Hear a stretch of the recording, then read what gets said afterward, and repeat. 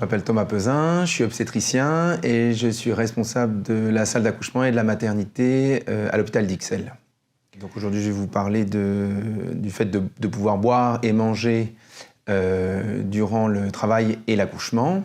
De manière générale, je trouve que ce n'est pas un sujet qui est souvent abordé lors des consultations et du suivi de grossesse.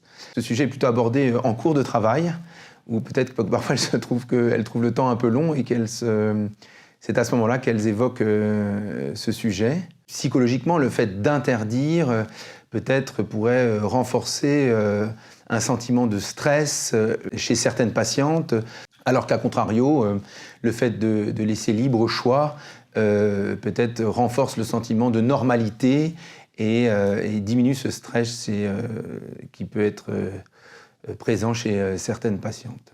On compare toujours le travail et l'accouchement à une épreuve physique intense. Il paraît assez logique qu'on est bien plus performant quand on est correctement hydraté et quand on nous laisse la possibilité de manger, donc d'avoir un apport calorique suffisant.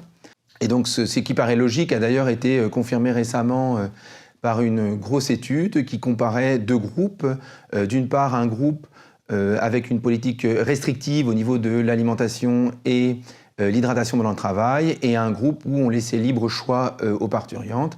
Et il s'est avéré que les patientes qui avaient le libre choix ont eu des durées de travail inférieures par rapport à celles chez qui on avait instauré une politique restrictive au niveau de l'alimentation et de l'hydratation.